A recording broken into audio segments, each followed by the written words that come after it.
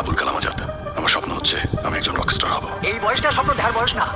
ওই dot guys, তোমরা এই ভিডিওটি স্কিপ না করে এখনই দেখতে থাকো, কারণ তোমরা এই ভিডিওর মাধ্যমে জানতে পারবা কিভাবে তোমরা অনলাইনে এই মুভিটি বাসায় বসে দেখতে পারবে এবং মুভিটি কোথা থেকে ডাউনলোড করবে। এটা জানতে হলে অবশ্যই কিন্তু আমাদের ফুল ভিডিওটি দেখো এবং আমি ভিডিও শেষে অবশ্যই তোমাদেরকে বলে দেবো এই মুভিটি তোমরা কোথা থেকে দেখতে পারবে।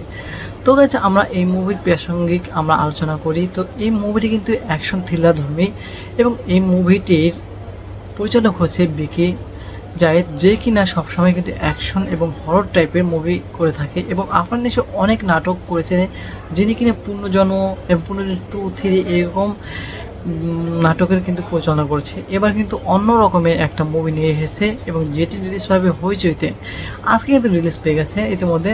গাইস, আমরা এই মুভির স্টোরি নিয়ে আলোচনা করব। তো এই মুভিটিতে কিন্তু আমরা দেখতে পাই যে নায়ক অর্থাৎ আফরান নিশোর নাম হলো আবুল কালাম আজাদ, যিনি কিনা বলতে থাকে যে আমি একজন বড় রকস্টার হতে চাই এবং রকস্টার হওয়ার জন্য কিন্তু অনেক চেষ্টা করে এবং বিভিন্ন পরিচালক, বিভিন্ন সঙ্গীত শিল্পী, বিভিন্ন মানুষের কাছে কিন্তু দৌড়ে দৌড়ে গেছে, কিন্তু কেউ তাকে কিন্তু অ্যাকসেপ্ট করে না।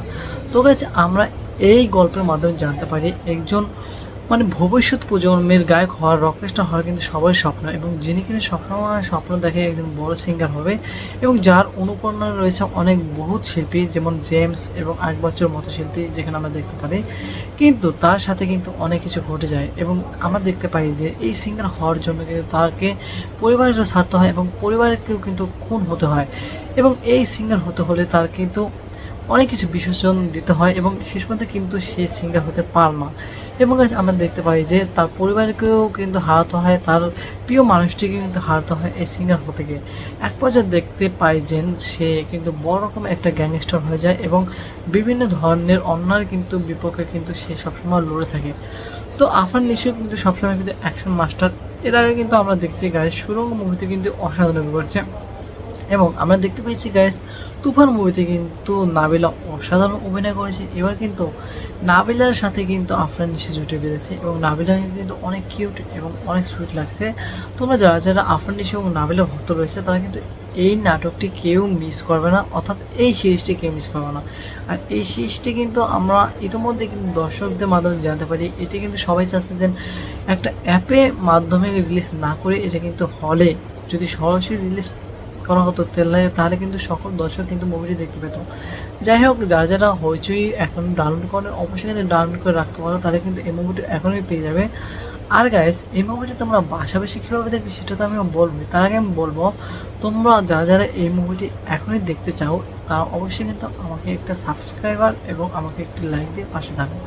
তো গাইস, এই মুভিটি দেখতে হলে তোমাদের কিন্তু অবশ্যই সাউথ ফিক বা গাইস যেতে হবে MHWতে এবং ওখানে গিয়ে সাউথ ফিক লিখে southfake.com লিখবে গুগল ক্রোমে এবং সেখানে গিয়ে কিন্তু দেখবে তোমরা অনেক রকমের কিন্তু মুভি রয়েছে, বাংলা, হিন্দি, যত কোরিয়ান মুভি আছে, চাইনিজ মুভি আছে, সকল মুভি কিন্তু রয়েছে এবং এটা কিন্তু হিন্দিও ডাবিং হয়ে থাকে।